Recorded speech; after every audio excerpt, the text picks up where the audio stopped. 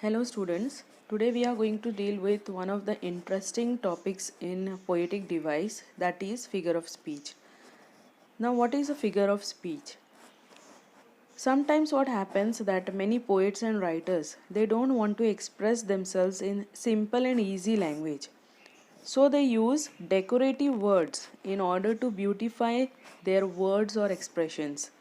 So these decorative words are nothing but figures of speech. For example, if I want to say he fought bravely in the fight, but I don't want to say it in a easy language or simple language. I want to express it in a beautiful manner. So I will say he was a lion in the fight. So this is what? This is a figure of speech.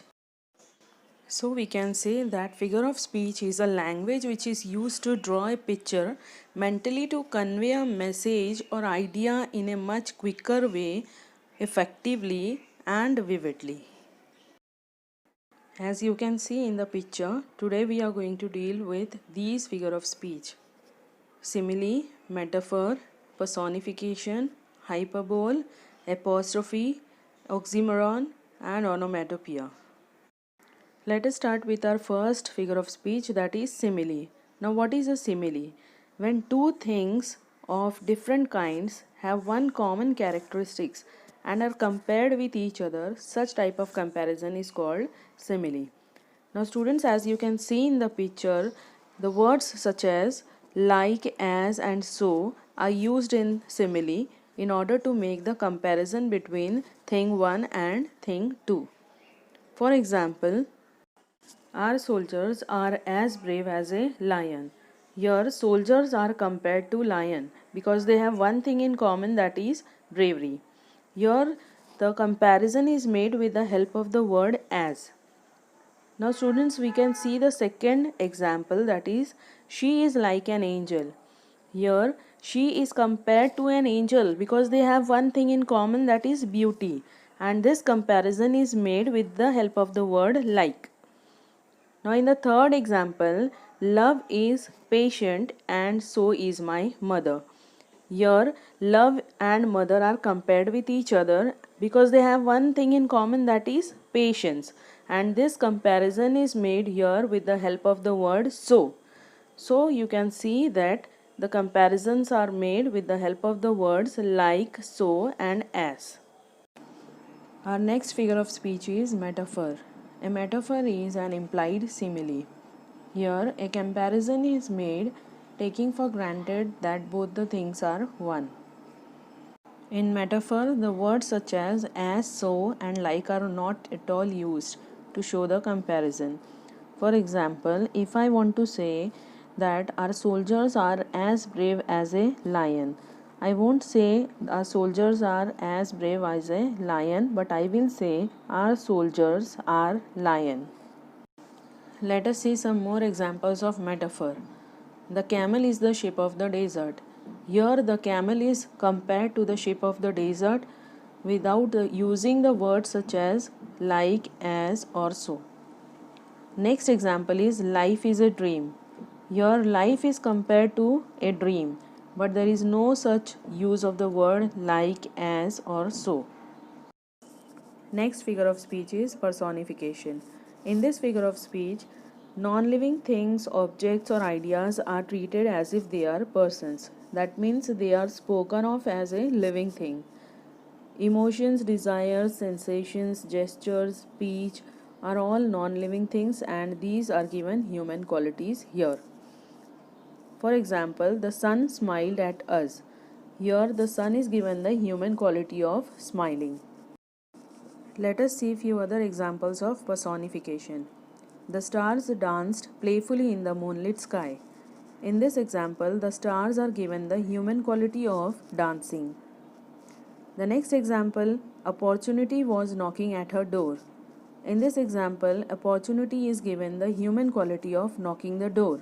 So that means they are personification. Let's see what is an apostrophe. An apostrophe is an exclamatory figure of speech. In this figure of speech, any absent or non-existent person or thing is addressed as if it is present and capable of understanding. It means it is a direct address to the dead, absent, or any personified object. Let us see the first example. Life, I cannot understand you. Here, students, we can understand that somebody is talking to life or addressing with it.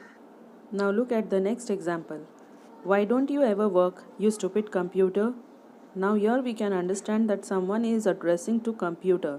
Computer, which is only a thing. Next figure of speech is hyperbole. Hyperbole is a statement which is exaggerated or overstated.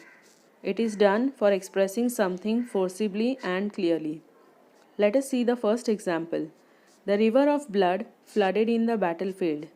Here we can understand that the river of blood was not flooded, but actual meaning is there was lot of bloodshed in the battlefield.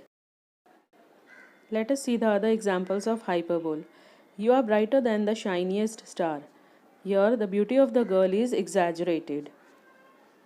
Her brain is the size of a pea. Here the functionality of the mind or the brain is exaggerated. It is said to be like the size of a pea. Our next figure of speech is onomatopoeia. Onomatopoeia is a word which imitates the natural sounds of a thing. It means it is a word which is the sound of that thing. Let us see the examples. The buzzing bee flew away. Here, in this statement, what is the sound of the bee? It is buzz. So it is onomatopoeia. The next example, the large dog said bow wow. In this statement, what is the sound of the dog? Bow wow.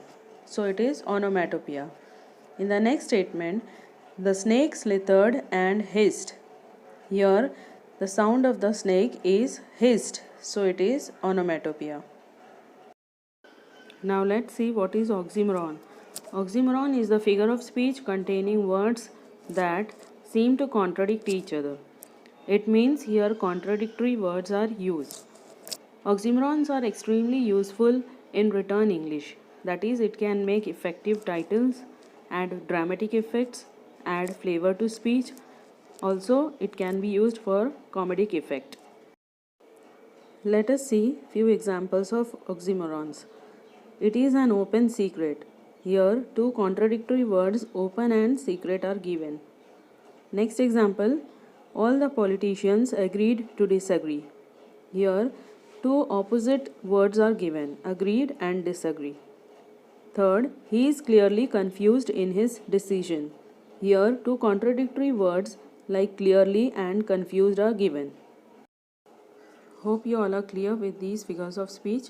Also, remaining figures of speech will be explained in part 2. Thank you.